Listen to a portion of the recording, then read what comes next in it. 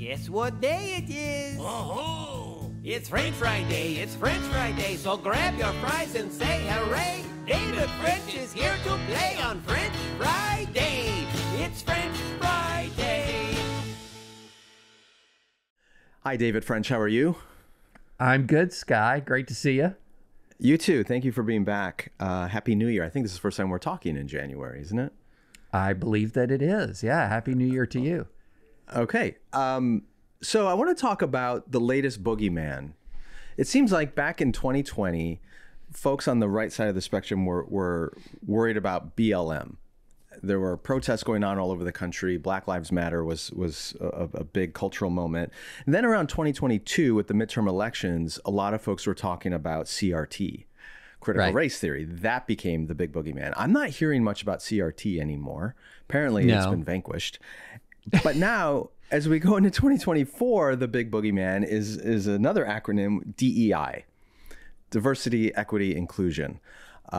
It seems to just be everywhere these days. And you've written a piece about it. So I want to talk about it as we head into this election year and the different dynamics that various people are upset with about this. But we need to begin with just defining what is DEI, diversity, equity, inclusion. So what's your best working definition of this phenomenon?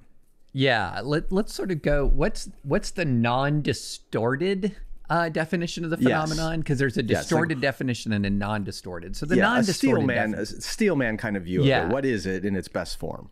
Yeah. In the best form, the best sort of description of it would be an effort to address both current discrimination and the effects of past discrimination to increase diversity, foster greater equity, in other words, fairness in the workplace and in academia, and to be more inclusive. In other words, to avoid the historical toxic bigotry and exclusion that dominated so many American institutions.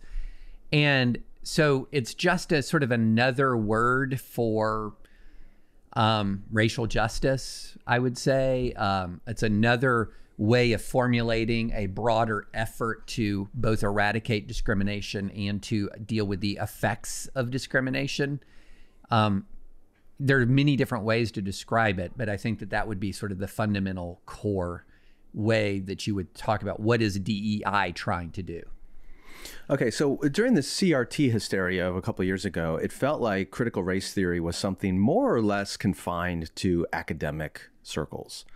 Right. It came out of a philosophical tradition. It came out of some Marxist ideas of colonialism.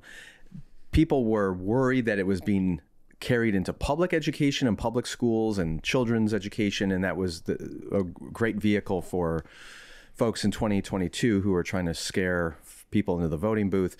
But DEI is a little different because I first encountered it, and I seem to encounter it the most, not in academic circles, although it's certainly there, but it's a term you hear far more in business circles, in the marketplace, in corporations, and in boards of governorship in institutions. And the drive seems to be that to be an effective business in the 21st century, you need to have some deliberate effort at DEI, greater diversity in your workforce, greater equity, and a sensitivity to inclusion where there had been historical exclusion.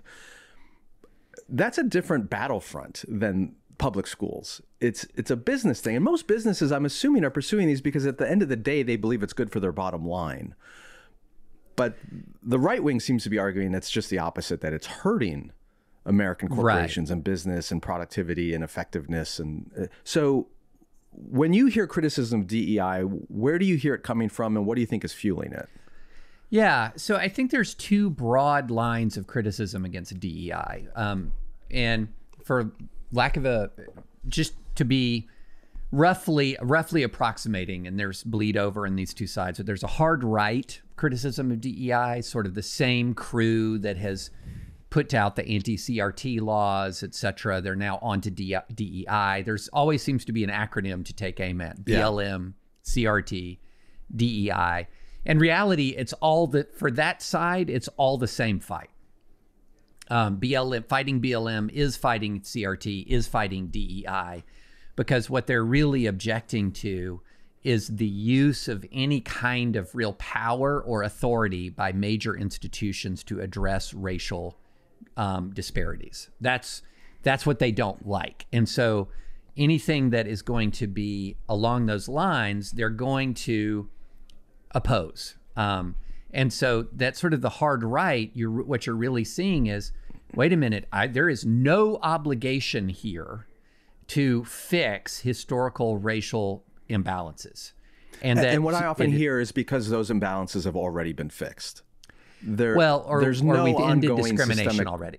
Right. Right. There's no ongoing systemic racism in our country. Therefore, these efforts at C.R.T, D.E.I, whatever it is just a ploy on the part of those on the left or progressives to push their agenda in schools or businesses or institutions, and we shouldn't buy it.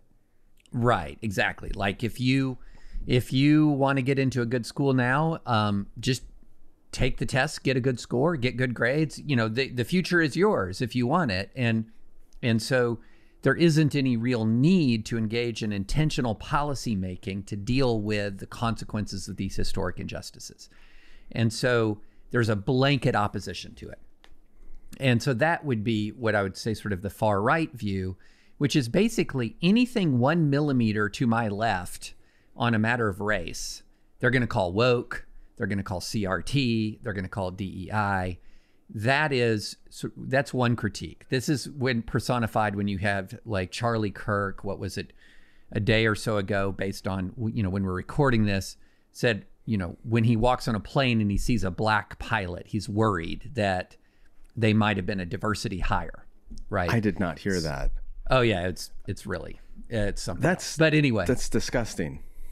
Yeah, it's really bad. So that what they would then say, they then cast aspersions on everyone who is a person of color in an environment that is trying to do something about DEI, and sort of cast aspersions on everyone who's in that environment that's not white, as, well, are you an affirmative action hire? Is there something about you that they had to overlook to, you know, it's really an incredibly sort of toxic view that essentially treats sort of like expertise as default white. And if there's any sort of DEI initiative, then anybody who's not white, well, crossing your arms, do you deserve to be here, really? Do you deserve to be here? That is sort of that's what I'm calling sort of the far right critique. But then there is another critique that is coming from the center left and the center right, which goes something like this. We're with you that diversity, equity, inclusion are all important values. We're with you that we need to address the consequences of historical discrimination in the United States. And we're with you that discrimination in the United States occurs to this day. It is not vanquished. So we're with you. We need more diversity, equity, inclusion. We want to address historical discrimination, but we do not believe in illiberal means for achieving those ends. That, in other words, diversity, the interests of diversity, equity, inclusion are sort of not a get out of the Constitution free card, where you can say, I have free speech rights. Well, you have free speech rights unless it conflicts with DEI, then you don't. Or I have a right to be free of discrimination on the basis of race. And they say, well, unless it conflicts with DEI initiatives. Or I have a right to due process if accused of sexual misconduct. Well, not if it interferes with DEI priorities. And so the center left to center right critique is, wait a minute, we're with you, but we're not with you on speech codes. We're not with you on racial discrimination. We're not with you on, for example, stripping students of due process. We're not with you on illiberal means to accomplish these virtuous ends. So let's go down that a little bit, because this is the heart of the column you wrote earlier this month, critiquing right. DEI, not in its goals, but in its means. Right. Let's again start with the opposite extreme. Those who are on the far left with DEI, who are pursuing these goals, but doing so in a way that you think is unconstitutional or violates other important values. What is their argument for pursuing these good goals with such illiberal means? Well, one of their arguments is structural. in essence, that when I'm appealing to the classical liberal constitutional structure of the United States, their response is, you're appealing to a structure that was created by white males and that fostered white supremacy. And so that, in other words, this structure, this constitutional structure that you find so appealing actually enabled an awful lot of oppression. And so therefore, to undo the effects of, and to undo this sort of unjust system that was created over these centuries of legalized bigotry and violence, etc., we have to dismantle more than sort of active discrimination. We have to dismantle more than,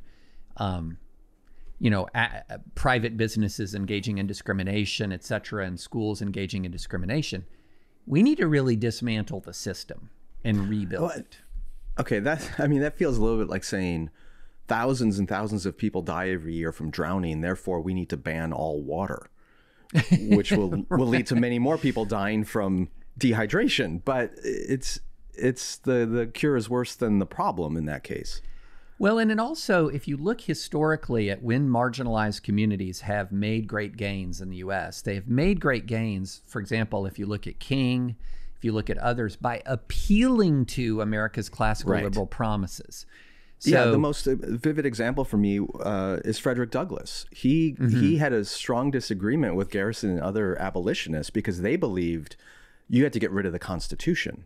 The Constitution was a pro-slavery document, and therefore they wanted to completely abolish the Constitution and rebuild the American government from the ground up against slavery. And Frederick Douglass, a former slave, comes along and says, no. The Constitution and the founding documents, the Declaration of Independence, are really, really good documents that can benefit the formerly enslaved. We just need to tweak it. We need to amend it. I don't think anyone would argue that the American system is altogether perfect. It needs changes, but to argue you got to burn it to the ground in order to repair it is way too far. Yes, but as we have seen on far right activism right now, burn it to the ground and then we'll rebuild it in the image that I want is kind of an extremist theme right now in the United States of America. And you do see it on the far left. And so when people take aim at C.R.T. or D.E.I. or BLM, you always need to ask a second question, which is because you cannot assume, and a lot of people on the left assume that if you're critiquing something about DEI, well, then you're lumping together with some of these far right people. Right. But the reality is you need to ask a follow-up question. Why? Why? What is it about DEI that you're objecting to? And if someone is saying, well, I'm objecting to the very idea that there's sort of a continuing systemic problem in the US, well, that's one set of objections. If you've got another that says, no, I agree that there are continuing systemic problems, but I don't want to overthrow the Constitution to address them. And that's a completely different apples and oranges kind of issue. Yeah, it's a more nuanced take. So you mentioned Steven Pinker from Harvard as someone who has critiqued DEI, but he's critiquing it from the left. So unpack a little bit more of who is Pinker and what is his critique of DEI coming from the left? Yeah, so Pinker is he's a Harvard scholar, one of the most famous university professors / scholars in the United States. Somebody who's done an enormous amount of research and writing about human prosperity and flourishing. And he is also a strong supporter of free speech and academic freedom and intellectual diversity. He's sort of what you would call an old school liberal. In other words, like the kind of person who would defend the right of Nazis to march through Skokie, even though he abhors the message of Nazis, right? So he's a classic civil libertarian. And his critique of DEI is coming from this place. And again, this is a guy who's given thousands of dollars to the Democratic Party. He loathes Donald Trump. I mean, this is not a TPUSA critique. And so essentially what he's saying is much of what I said, that the reality is that DEI efforts have carried with them a series of policy measures and cultural changes in the university that are fostering profound intolerance, discrimination, and censorship. And so that DEI, rather than truly being diverse, creating diversity, equity, and inclusion, is really in the way it's been manifested in a lot of elite schools and often also a lot of non-elite schools, is creating an ideological monoculture that is actually quite oppressive and not inclusive at all. And so that's the critique that comes from, say, a Steven Pinker and many, many other people as well. So it sounds like in an effort to increase diversity, equity, and inclusion, some on the far left are arguing we need to not just elevate the presence and voices and empower minorities, but we actually need to silence, disempower, and exclude majorities.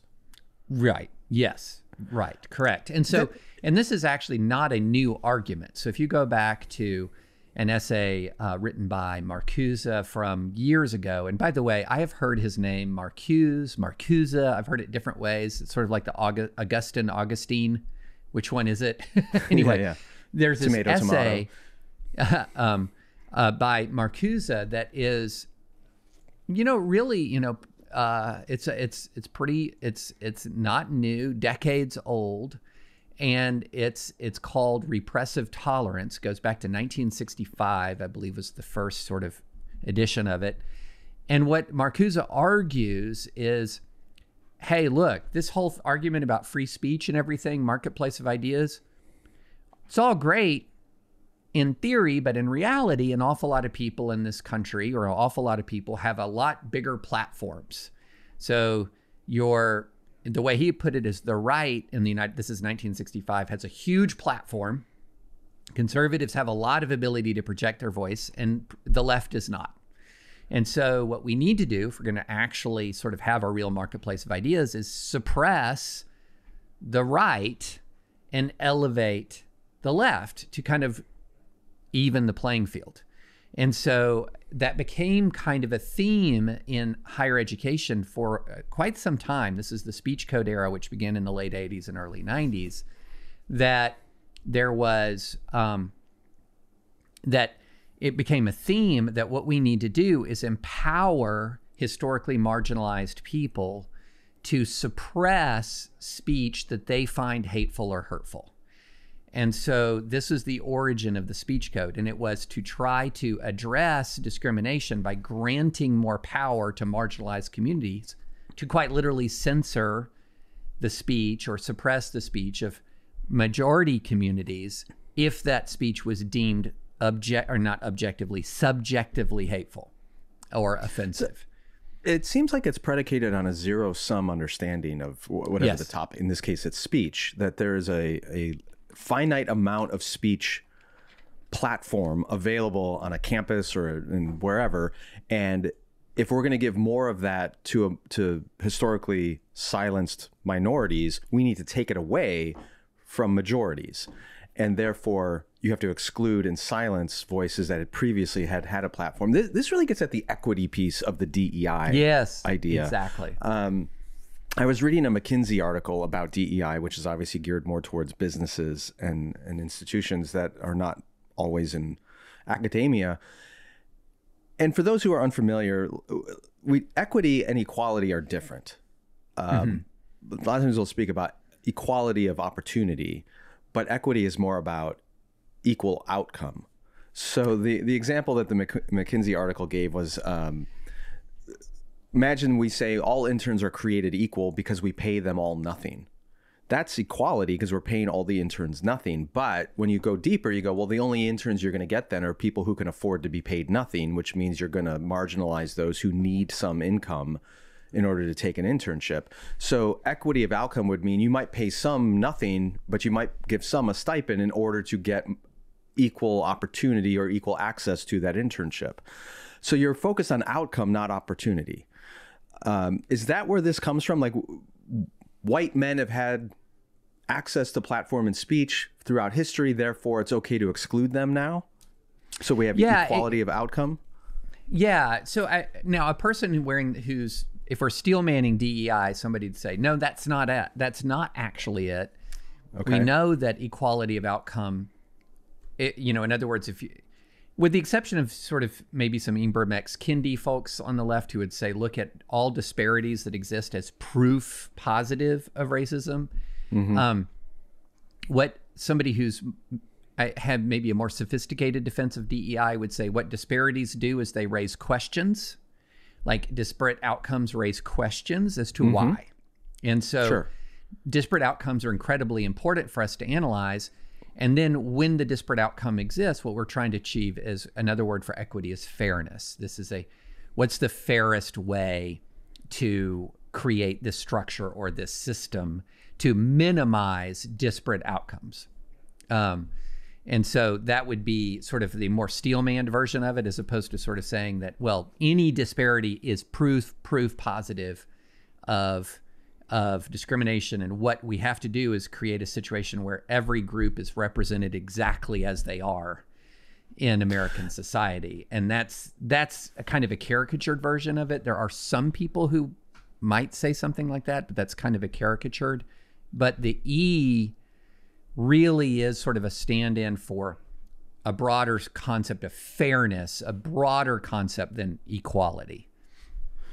Okay, so when I play this out in a different context, I don't know if this is helpful or not, but at least since the early 20th century, the federal government and various economic entities within the federal government have worked hard to avoid monopolies, because monopolies are bad for the economy, they're bad for consumers.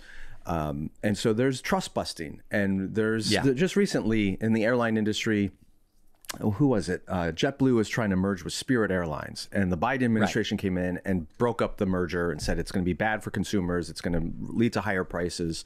So they busted up. So the government has a vested interest in making sure that various industries don't become monopolies, because it's bad for the economy and it's bad for consumers.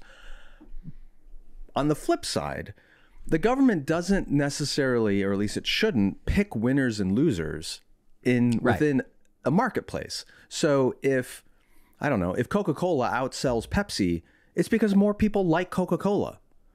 It's not because, and the government shouldn't necessarily step in and go, oh, we need to change this so that Pepsi and Coca-Cola have the exact same consumer engagement and the same profitability and same percentage of the marketplace. That would be bad. So then when I bring this in the DEI, it feels like, okay, I get it. No one group should have a monopoly on power or speech or policies within an institution or university. And maybe we need to do some things to deliberately break up those monopolies where they exist. But then to say every group should have equal outcome or equal platform, I mean, that's harder to do, because that's just saying all the ideas that you're putting forward are equally valid or equally appealing or equally engaged by the marketplace of ideas. That seems unrealistic. Or that all subcultures in the U.S. have the same attraction to the same professions. Exactly. Yeah. So that's why I think the equality of outcome, this sort of idea that what we're looking for is every profession to sort of have a racial gender breakdown that matches America, is silliness. It's just silliness. And so, I mean, there's a disproportionate number of men in computer engineering. Right. And does that mean we've done something wrong and we need to rebalance the scales to make sure that 50% of computer engineers are now women? Or is there something, dare I say, inherent to male brains that are more attracted to that profession than female brains, generally speaking? Well, that's you raise a really interesting issue, because that's actually been a big fight in the DEI world. And so the extreme critique of DEI would look at, say, a 70-30 breakdown between, or 80-20 or whatever it is, between computer programmers, between men and women, and say, so what? Yeah. Don't care. I don't care. Is there a formal policy discriminating against women? No, don't bother me with this. That would be sort of that. What I'm talking about is the camp that I'm in is it's 70-30, 80-20. Huh. Why? Right. Why? Okay. So is there formal discrimination? Well, you obviously have to do something about that. if there's sort of a formalized or even informal sort of culture of discrimination against women. Yeah, we got to look into that. Are there ways in which women and girls in the educational system who show interest in coding and programming, are they being discouraged or turned away? So in other words, what is life like if you are a woman who wants to code? You're going to ask that question and see if there are barriers that are unique to you as a woman, and you want to do something about that, right? But then what you don't want to do is say, well, if it's 80-20, it has to be 52-48 or whatever the ratio is in the US. And then that means, guys, hiring team, for every man you hire, you have to hire a woman.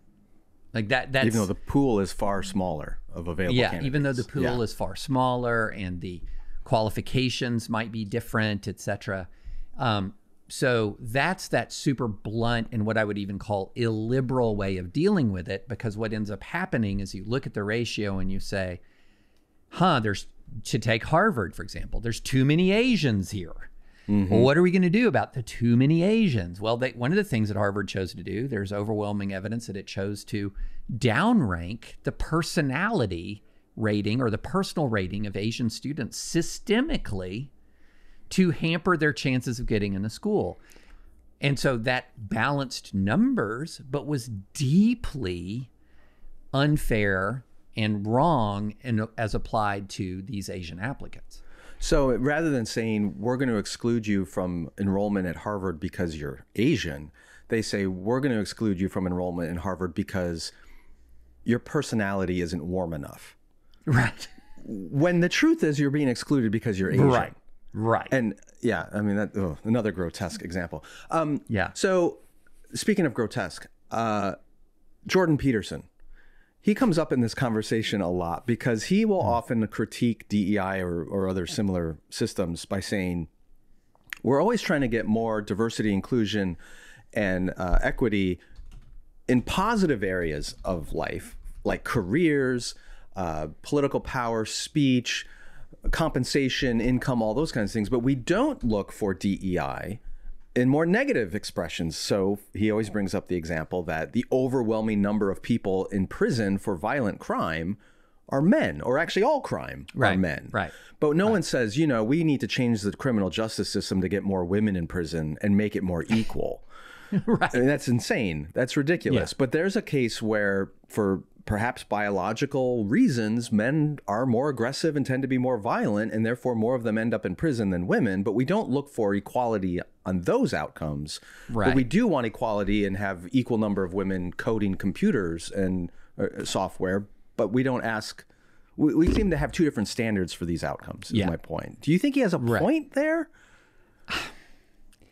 I mean, he has glimmers of a point. But the real issue is, look, again, if we're trying to do the steel manning, what the DEI advocate is going to say is, we're looking for, are there disparities in access to good things that are, are there disparities in access to good things that can't be explained away by benign reasons? And there are disparities in access in imposition of bad things that can't be explained away, obviously, by benign differences.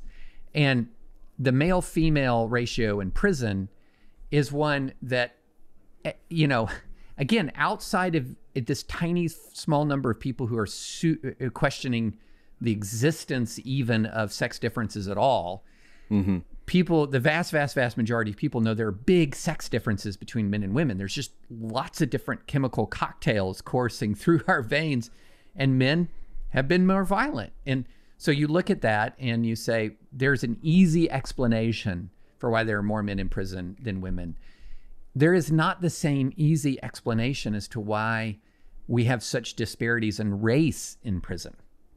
And the explanations that do exist that are credible are very much related to the way we have treated people in this country and the way we have shut them off from opportunity in ways that many other groups were not shut off from opportunities. And so when you look at it from that standpoint, you begin to see the urgency of correction.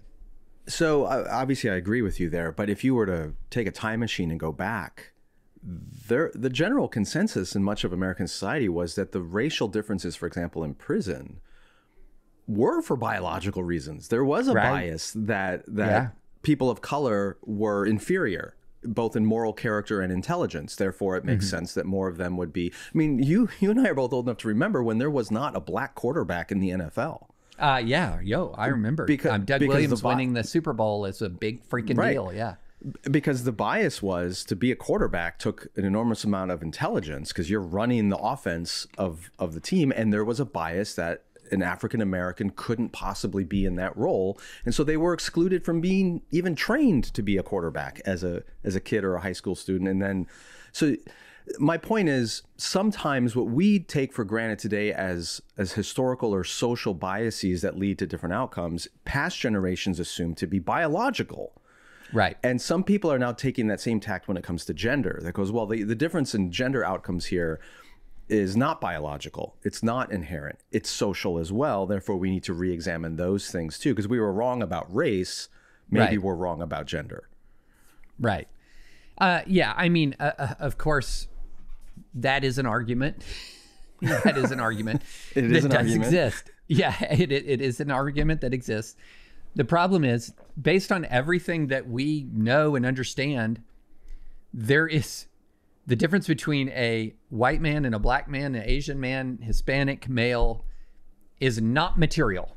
You know, one of the great contributions of a lot of left-wing political and a lot of sort of left-wing racial analysis in the product of left-wing racial historians who, sadly, there are not very many people on the right that are super invested in like looking at the history of race relations in the United States. But some of these historians have done is they've shown us that race is a historical construct, that this whole notion that we have of how people are sharply defined in different races is a historical construct. It is not a scientific construct at all. It's a historical, social, political construct.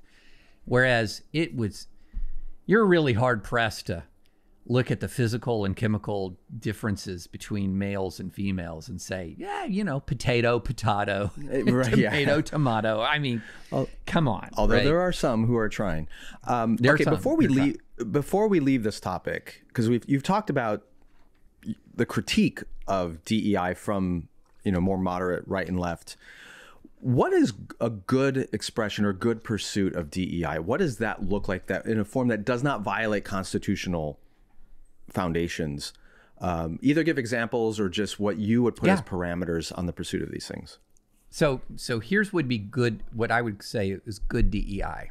Good DEI says, look, it is a moral necessity to end discrimination, invidious discrimination, and it is a moral necessity to correct the effects of past invidious discrimination. Don't just leave an injustice unaddressed. And then that same person says, and we also are living in a nation of laws and civil liberties and a constitutional democracy. How do we do that consistent with these constitutional values?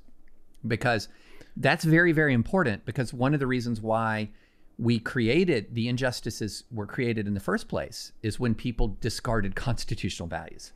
So these constitutional values are, I think, good for human flourishing, and they're discarding them is bad. And so how do you do that?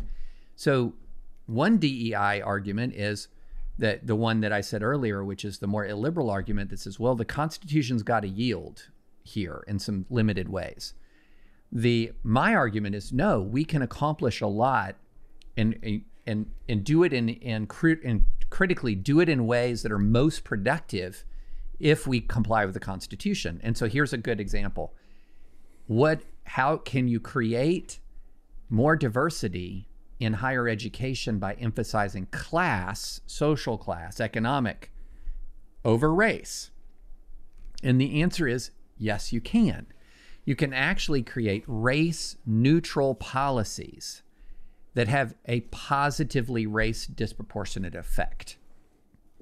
And so, for example, the Texas 10% rule. So if you graduate in the top 10% of your class from a Texas high school, you have an automatic admission to some of these elite Texas public universities. That is not separating people on the basis of race, but it absolutely has the effect of increasing diversity. Because if you're from a community that is majority people of color and you're in the top percent of your class, you're in. It's not... You're in. Right. Exactly. And so what are ways that you can... for example, if you have, the class-based distinction, I think is one, especially in admissions, that's very, very important. Now, we also have a history, for example, in this country of not listening and hearing women who say they have been sexually assaulted or minimizing their ordeal. So the illiberal DEI says, well, we're going to fix that by limiting the due process rights of the accused students to give women a greater chance to prevail, because we believe women, as a general matter, don't lie about these matters. And so there needs to be more sort of student convictions. And so we're going to diminish due process. This is the believe women mantra. This is the believe all women, and huge problems there. But the other approach is to say, yes, women have not been seen and heard in this. And so we are now going to see and hear and create an infrastructure that provides for the support that they need to make the claims that they make without sacrificing the due process for the accused student. And so you don't meet one injustice with another injustice is sort of the fundamental response. It's the old cliche, two wrongs don't make a right. Right. And DEI admirably is trying to correct historic wrongs, but don't try to correct those wrongs with another wrong, is what you're trying to say. Exactly. And now they don't see it as another wrong because this is a community much like the far right that doesn't really see anything wrong with an authoritarian approach as long as it creates particular kinds of outcomes. And the argument back to that is the authoritarian approach itself is a problematic outcome. Yeah. Which is a theme you and I come back to all the time on these French Fridays. The rise of illiberalism, whether it's on the right or on the left, is deeply problematic. Okay, let's shift gears in the time we have left. I want to talk about the after party.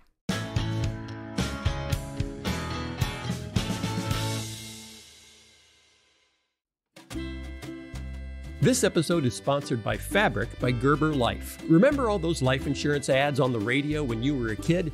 Probably not, because that was for your parents to worry about. Well, guess what? Now you're the parent, and now's the time to get life insurance to help protect your family. Fabric by Gerber Life makes it quick and easy to get a high-quality policy so your family is covered. Fabric was designed by parents for parents to help you get a high-quality, surprisingly affordable term life insurance policy in less than 10 minutes. With quality policies like $1 million in coverage for less than $1 a day, you could go from start to covered in less than 10 minutes with no health exam required. Join the thousands of parents who trust Fabric to protect their family. Apply today in just minutes at meetfabric.com/holypost. That's meetfabric.com/holypost. MEET fabric.com/holypost. Policies issued by Western Southern Life Assurance Company. Not available in certain states. Prices subject to underwriting and health questions. Thanks to Fabric by Gerber Life for sponsoring this episode. So I knew you guys were working on this a while ago, but when I read Tim Alberta's book, he has a whole chapter featuring you and Russell Moore and Curtis Chang and the development of the after party curriculum that I didn't know the whole backstory about it. So I want to talk to you about it. So first of all, just describe to people who aren't familiar, what is the after party? Yeah, the after party is a 6-part small group or Sunday school curriculum on political engagement. And what Russell and Curtis and I did was when we were looking at, a lot of the obvious giant confrontations and arguments that have been unfolding within American evangelicalism since the rise of Trump, what we began to realize is that people had received some formation within the church, the larger church, around what are the issues that Christians should be focused on. Should you be pro-life? Should you be pro-religious liberty? Or progressive Christians might have a different formulation, right? So there's a lot of emphasis on this is what Christians in politics should believe, and not very much emphasis on this is how Christians in politics should behave. So a lot of emphasis on the policies and not nearly as much emphasis on the practices. And so what we're trying to do is integrate into political engagement all of the moral norms that govern our interaction with the world in every other area. And the key verse is Micah 6:8. What does the Lord require of you, O man? What is good? Act justly, love mercy, walk humbly. So this is not a curriculum saying be less political or be less engaged. Act justly is a command. You cannot forsake justice. But right along with it are two other commands: to walk humbly and and then to love mercy. Some translations say love kindness. And so all of those things are together.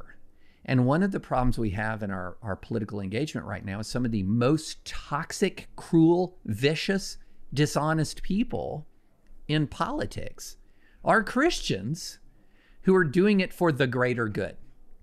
Or they at least claim the Christian label. They claim they're doing it for the greater good. Yeah. So to emphasize this point you made a minute ago that I hope people hear, this is not a curriculum that's going to tell you how to vote. It's not a curriculum that's going to tell you what to think or believe about particular issues. No. As you put it, it's about not policy, but what did you say? Practice. It's the practices, not the what of politics, but the how. The how.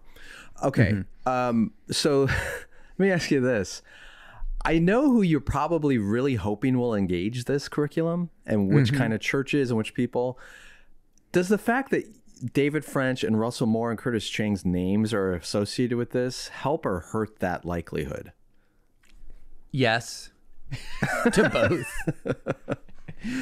I would put it this way, Skye. I think that the people and institutions within American Christendom who are sort of most dedicated to the Trumpist path will not only would have no interest in this curriculum to begin with, they're going to double have no interest in it because I'm involved in it or Russell's involved with it. Yeah. So the people that I would put in the category of unpersuadable are absolutely, they would reject it anyway. They'd double reject it. But there's a larger category of people who I think really they've really not thought hard about politics and political engagement as a Christian, but they're really struggling with the current moment in the current time. And they're not super online. It's not like they're reading this person or that person's Twitter feed, and they don't know all the stupid Twitter beefs that dominate Christian Twitter. They feel confused. They feel angst. They feel like they don't know what to do. And they also feel a lot of distress over lost and broken relationships. And so this is really aimed at people who are not in the Twitterverse. It is aimed at people who are everyday, normal American evangelicals who know politics is toxic. They're uncomfortable with how toxic politics are, but they lack a vision, has not been mapped out for an alternative. Like no one's presented them with a vision for an alternative. And the goal of the after party is to present them with a vision for the alternative. And super important, Skye, it's so funny. I can say 500 times that this is not about telling you to back away from politics. This is not telling you to back away from being pro-life. This is not telling you to back away from being pro-religious liberty or pro-immigration or pro-gun control, whatever side you are. This is not telling you to back away from that. It's telling you and hopefully teaching you how to address these things that are of urgent necessity, you believe are urgent necessity to address within a Christ-like framework. That's what this is about. And every time someone will say, so you're saying Christians need to withdraw? No. Yeah. No. Okay. But let me play devil's advocate with you. Oh, please.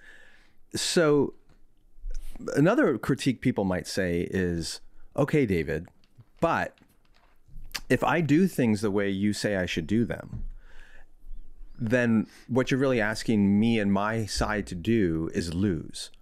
Because if we're civil and we just go with, neighborly persuasion and we take a Christ-like approach to this, and we don't resort to fear and anger and outrage and demonization of that, we're not going to motivate our side to the polls, and you're asking us to lose. Or fight with one hand tied behind our back. And winning is what matters on these issues, not that we did it in a kind, neighborly way. So why are you asking us to lose, David? I'm not, the short answer is I'm not asking anyone to lose. I'm asking people to obey Scripture. But we're going to lose by obeying Scripture. I mean, was it No. Donald Trump Jr. who said, we've tried the turn the other cheek thing and that doesn't work? And well, it's so funny because this is, again, and you're raising a question, and you're obviously doing it in a way that's a little over the top. Right. But a version of that question, I did a Zoom for interested pastors, and I think I had a version of that question 4 to 5 times. Okay.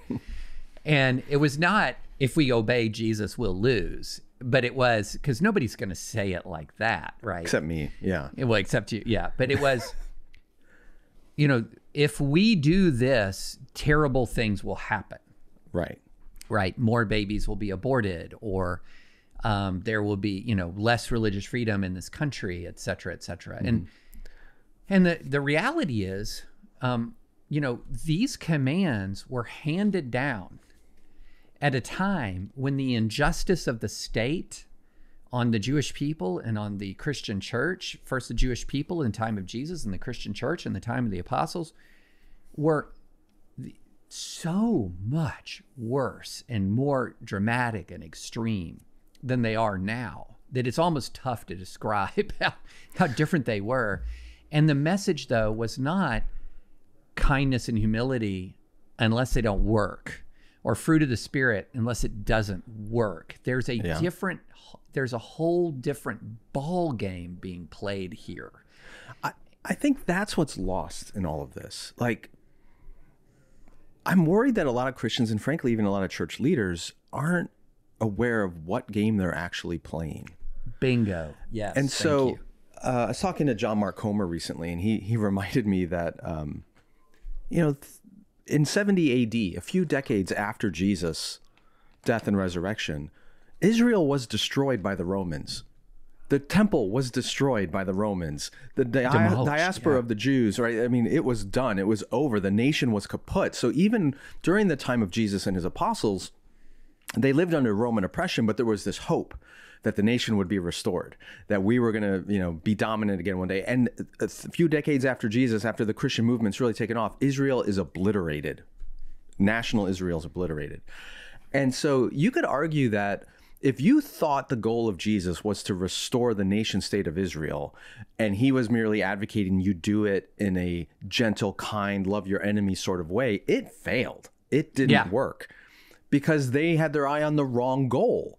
And so I look at America and American evangelicalism today, and if they think the mission is the restoration of an American Christian kingdom where Christianity dominates the United States, they have the absolutely wrong goal in mind. And if you have the wrong goal in mind, then it makes sense that you would pursue the wrong means to the wrong goal. So that's where I keep hitting my head against the walls. People saying, well, then more children will be aborted, or we're going to lose religious freedom. And I'm like, okay, but that's not the game we're playing. It's not winning America, but that's the game they think they're in. And so I don't know where to go if that's what they think. It's funny, in this sort of Christian nationalist, aggressive, punitive world, they remind me of a Saturday Night Live sketch, believe it or not. So there is this quasi-blasphemous Saturday Night Live sketch called Jesus Uncrossed, because it's based on, do you remember when there was the movie, the Quentin Tarantino movie, Django Unchained or something like that, where a former slave just wreaks bloody revenge, right? So Jamie Foxx is in that one. Jamie Foxx. So this is a version of that, Jesus uncrossed, and you have Jesus muscle bound, the cross on his back after he resurrects himself and just wreaking havoc on the Romans. You have a feeling like a lot of people wish that was the history. Oh, absolutely. Yeah. That Caesar thought he could kill Jesus. No, Jesus comes back and kills Caesar. You really feel like that if some people could write the history, that's how they would want to write the history, at least by the way they conduct themselves now, right? And so, but the reality is, it's a whole, just from the beginning, it's a whole different ball game that Jesus was playing, and that's what sent so many people in his own time into a tailspin. Was they didn't get, even his own disciples didn't get the different ball game, right? And so it's this whole different ball game, and you know what? That different ball game never ended. He was setting the tone for all to come forward. It was not, well, Jesus is going to come and he's not going to depose Caesar so that we could. No, that's not the way this was supposed to go. Okay, so one of the things that came out when I was reading Tim Alberta's book, the Kingdom, the Power, and the Glory, in the chapter about you guys and the development of the after party curriculum, you guys had trouble, and I think it was Curtis who was doing most of this work, getting funding to produce this thing, and found a brick wall numerous places you went looking for evangelicals who were willing to fund it. And ultimately, I don't know how many different sources of funding you ultimately got, but you had a breakthrough when a non-Christian, a non-evangelical said that they would put money behind this. It reminded me a little bit of the criticism that I've received, Phil, and you, I imagine, to extent, for being a part of this God and Country documentary, which was produced by Rob Reiner, non-Christian Hollywood producer and director.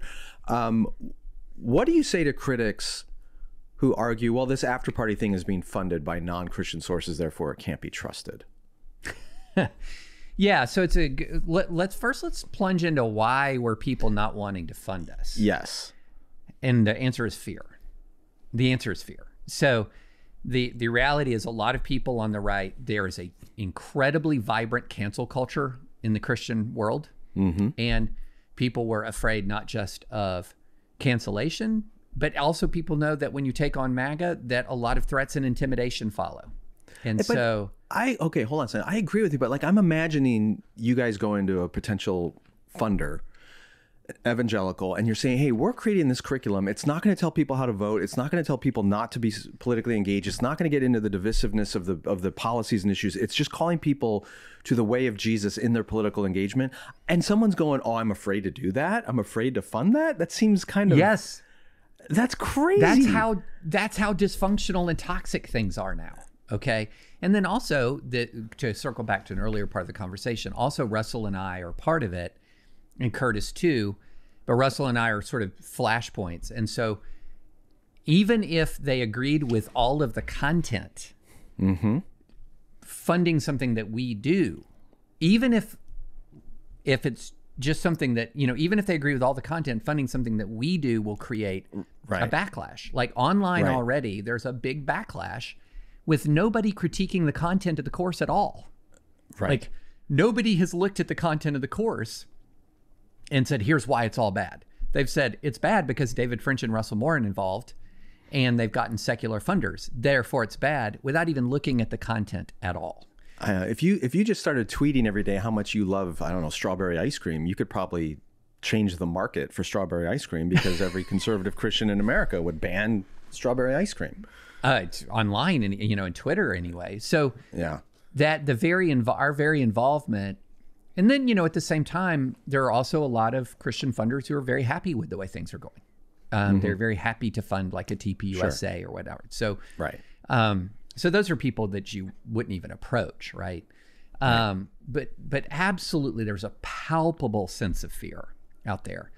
And so now I have my entire life had a view that I will work with people with whom I disagree in many areas, but I will work with them on common areas of agreement. Mm-hmm. So that's kind of a necessity in a pluralistic society, isn't it? Yeah. So I have partnered with the ACLU in litigation before, even though I disagree with the ACLU a bunch. But we agreed on free speech issue. I'll work with them. I have partnered with all kinds of people on areas of agreement, and that does not mean that I'm endorsing their work in areas of disagreement. Right. So multiple secular funders have different lines of funding. So they might fund, say, a political initiative that I disagree with, but they also fund efforts to preserve American pluralism, which I agree with. Mm-hmm. And one of the arguments that we make, which I think is right, and Tim Alberta says it, you cannot have a healthy American democracy without healthy Christian political engagement. You cannot. I agree. You absolutely cannot. There's just too many of them, right? Yeah. And so one of our arguments to secular funders was, you guys have made a mistake in the past by ignoring the relevance of Christian engagement to all of us. So it's not just something that impacts the church. Christian political engagement impacts all of us. And right. So we all have an interest in virtue in political engagement. We all do. Yeah. And Phil, so this was... sorry, go ahead. No, I was just saying, so this is clearly an area of common interest. Phil just recently interviewed Rob Reiner, that will be coming out in an upcoming Holy Post episode, and Dan Partland, who is the director of the God and Country documentary. And I reviewed the interview the other day. I was flying home yesterday from California, and I was listening to the interview on my computer. Anyway, it was interesting, a little preview, because Rob Reiner, who's not a Christian, Phil was asking him, like, what was your interest in this topic? And Rob Reiner's clear interest is he recognizes that where evangelical Christians go politically in this country affects all of us. Mm-hmm. And he's like, I have a vested interest in a healthy democracy, so I care then what the Christians are doing. But then he talked about how those of us involved in the documentary who were interviewed for it, many of whom are more theologically conservative Christians, our primary concern is, yes, our democracy and the health of the country, but it's also our concern for the church itself and its health. Mm-hmm. So here's a case where some of us are primarily concerned about the church and its mission. Others are primarily concerned about American democracy and pluralism. But those circles overlap in a Venn diagram of shared mutual concern. And so we partnered on that documentary in various ways. You guys have done that with this curriculum. But I don't see that as a weakness, but as a strength of Christian neighborliness, that we cooperate with those outside of our camp to bring something good into the world. We live in a democracy Your thoughts where, guess on... what? It's not just Christians voting.